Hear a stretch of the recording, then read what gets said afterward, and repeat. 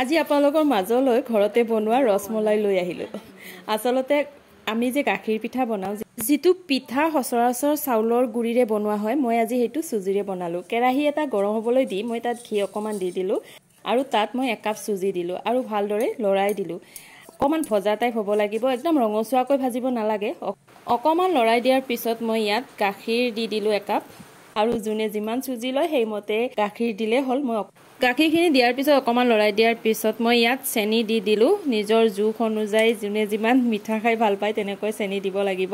আৰু এইখিনি সময়তে মই ইলাচিৰ গুড়ি অকমান দিব লাগিছিল, কিন্তু মোৰ অকমান দিয়াত দেৰি হৈ গল, মই পাহৰি গৈছিলো। এতিয়াহে মই ইলাচিৰ গুড়ি অকমানো দি দিলো আৰু এয়া মোৰ সুজিৰ ডোটো হৈ গল। এতিয়া উঠাই থলো আৰু একদম আটাৰ ডোৰ দৰে অকমান মঠিব লাগিব। আৰু সুজিৰ ডোটো ঠাণ্ডা হয় মিনি মই হেতু কেৰাহীতে 2 কাপ গাখীৰ দিলো আৰু যিমানখিনি সুজি লয় সিমানখিনি গাখীৰ দিব লাগিব। নিজৰ নিজৰ ইচ্ছা, গাখীৰ বেছি হলে ভালো হয় যেনিবা।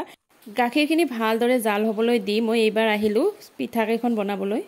এতিয়া মই সুজিৰ ডোটোৰ পৰা এটা এটা লাৰু বনাই মানে পিঠা আকৃতি বনালো। এই আকৃতিটো নিজৰ নিজৰ মতে দিলে হল। কেতিয়াবা আঙুলি পিঠা যে বনাও আমি তেনেকৈও দিব পাৰি, নাইবা সৰু সৰুকৈ দিলে আৰু বেছি ভাল হ'ব যেনিবা।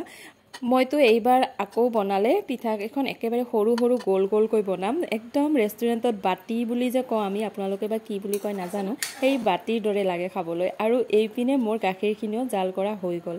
গাখীৰখিনি জাল হোৱাৰ পিছত মই ইয়াত আকৌ অকমান ইলাচিৰ গুড়ি আৰু অকমান চেনিও দি দিলো। গাখীৰখিনি একদম উতলি থকাৰ সময়ত পিঠা কেইখনো ইয়াত দি দিলো। আৰু এইখিনি কথা মনত ৰাখিব লাগিব, গাখীৰখিনি উতলি থকাৰ সময়তহে পিঠা কেইখন দিব লাগিব। আৰু ঠাণ্ডা হলে দিলে পিঠা এখন ভাঙি যোৱাৰ চান্স থাকে, সেইকাৰণে একদম উতলি অহাৰ সময়ত এখন এখনকৈ পিঠা এখন দিলো আৰু অকমান পিছত অকমান লৰাই দিলো। আৰু এয়া মোৰ ফাইনেলি ৰেডি হৈ গল ৰসমলাই। সোৱাদটো একেবাৰে ৰেষ্টুৰেণ্টত খোৱা মিঠাইৰ দৰেই হয়। আপোনালোকে এবাৰ বনাই চাব মাত্ৰ, যদি বনোৱা নাই আগত, তেতিয়া গম পাব কিমান বেছি সোৱাদ ভৰা হয়। লগতে এই মিঠাইটো বনাবলৈ একেবাৰে সহজ আৰু বহুত বেছি টাইমো নালাগে, একদম সোনকালে হোৱা মিঠাই হয়। গতিকে আজিৰ ভিডিঅ'টো ইমানেই। মোৰ মিঠাইৰ ৰেচিপিটো আপোনালোকৰ কেনেকুৱা লাগিল জনাবলৈ নাপাহৰিব। আৰু যদি ভাল লাগিল লাইক এটা কৰি দিব, কমেণ্ট কৰিব, লগতে শ্বেয়াৰো কৰি দিব। আজিলৈ আহিলো, আকৌ লগ পাম নতুন এটা ভিডিঅ'ত। Bye bye.